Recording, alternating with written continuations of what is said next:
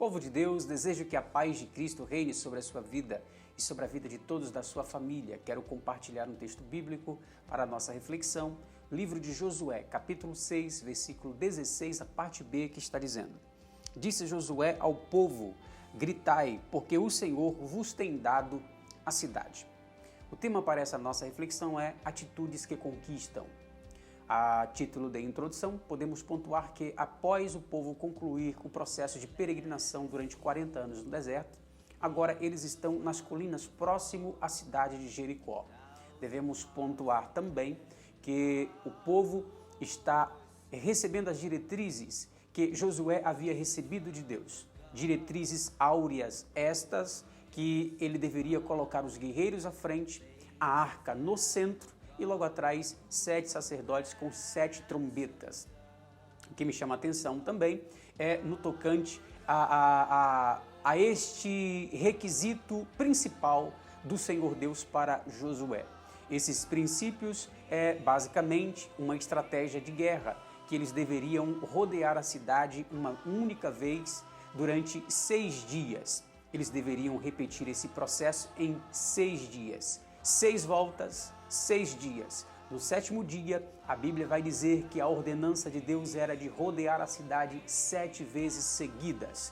O que me chama a atenção é que no decurso ou na medida em que eles fossem cumprindo todas essas recomendações, havia uma outra toda especial que era de os guerreiros e de todas as pessoas ficarem em silêncio. A Bíblia vai dizer que palavra alguma deveria sair de vossos lábios. Esta era a ordem e a recomendação de Deus.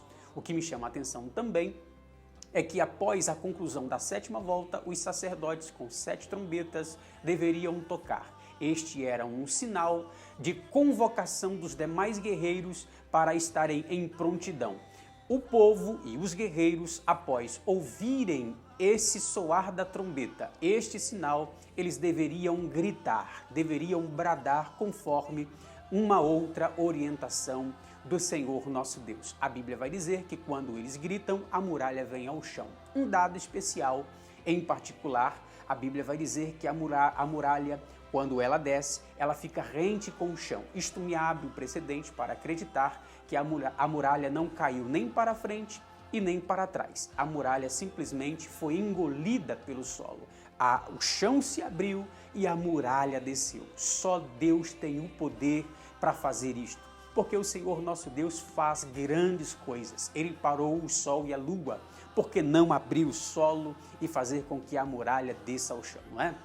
Então nós acreditamos porque o nosso Deus é o Deus do impossível. Portanto, devemos refletir uma outra coisa especial também, no tocante à fortaleza e à suntuosidade da cidade de Jericó. A cidade de Jericó, para o seu tempo, estava muito avançada.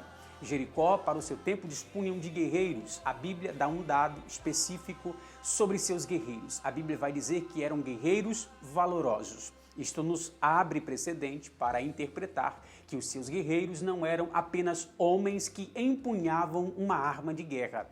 Os seus guerreiros eram homens habilitados e habilidosos na arte da guerra. Portanto, eles conheciam sobre os armamentos, conheciam sobre estratégias, conheciam sobre pelejas, conheciam sobre os seus amigos. E isto também um outro dado, a Bíblia vai nos dizer que eles estavam aguardando o embate com o povo de Deus. Isto é notável porque nós percebemos as estratégias do povo e dos guerreiros de Jericó. Um outro dado interessante em relação às suas muralhas. Alguns estudiosos, eles falam que ela tinha 4 metros de largura por 5 metros de altura. Isto revela a suntuosidade, a potência e fortaleza quase que intransponível que era a cidade de Jericó. Porém, Deus deu vitória para o seu povo. E é justamente sobre essa história que eu gostaria de refletir e pontuar algumas atitudes que levaram ou atitudes que fizeram com que Josué fosse vitorioso em sua peleja. Em primeiro lugar, ou a primeira atitude que fez com que Josué fosse vitorioso era, mesmo não compreendendo, ele obedeceu. Mesmo não compreendendo a estratégia a Bíblia não vai mencionar que Josué duvidou, mas isso abre um precedente para acreditar que os guerreiros e quem sabe também os sacerdotes puderam imaginar, olha, para vencer a guerra nós temos que pelejar e não rodear a cidade. Mas esta era e fazia parte de uma estratégia da parte de Deus. O que eu entendo aqui é que devemos obedecer a Deus de forma incondicional. Mesmo não entendendo, devemos obedecer. Mesmo não compreendendo alguns porquês de nossa vida, nós devemos obedecer ao Senhor, porque Deus sabe o que está fazendo.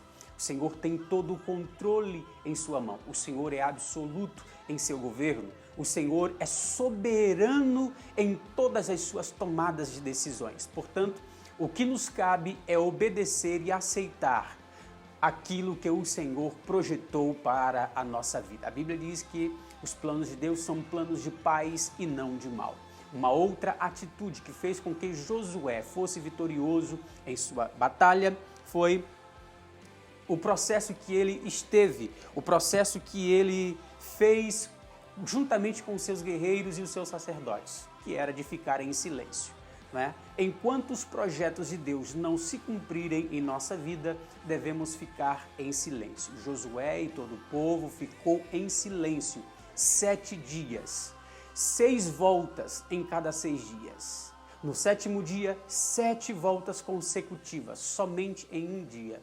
E a Bíblia diz que palavra alguma saíram dos lábios deles. O que me chama a atenção é que enquanto o projeto não fora concluído, eles não falaram, não abriram a boca. A mensagem de Deus para nós é: não saia falando pelos cotovelos, não vai falando à torta e à direita. Não faça isso, porque a ordem de Deus é: fique em silêncio. Enquanto a obra de Deus não se cumprir em nossa vida, fique em silêncio. A palavra de Deus é bem enfática em nos dizer que aquele que começou a boa obra, ele vai cumprir. Grave bem essa palavra no seu coração, fique em silêncio, fica quieto. Por mais difícil que seja, permaneça em silêncio, porque o Senhor nosso Deus é um Deus extraordinário em trabalhar no silêncio.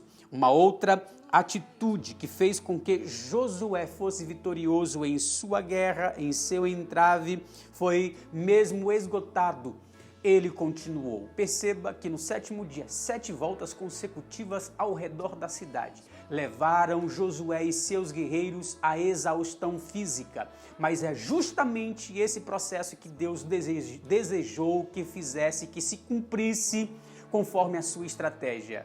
Deus estava tirando todos os recursos das mãos de Josué, para que a vitória não fosse por méritos da mente de Josué, não fosse por méritos da força de seus guerreiros, não fora por méritos das habilidades de seus guerreiros, mas a vitória, ela estava vindo da parte de Deus.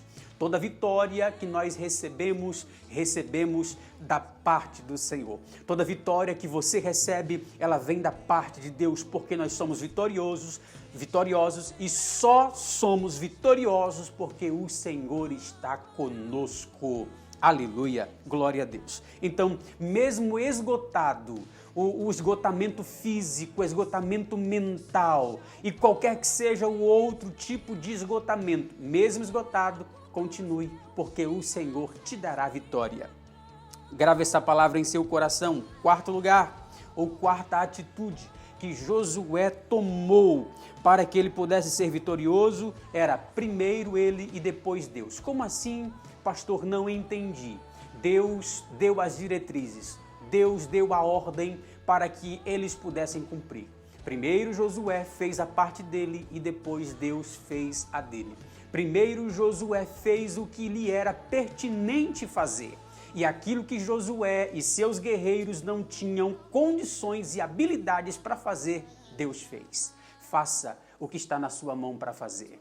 Faça o que Deus te mandou fazer. E se por uma eventualidade em sua trajetória houver alguma coisa impossível, Deus é o Deus dos impossíveis. Haveria alguma coisa difícil ao Senhor?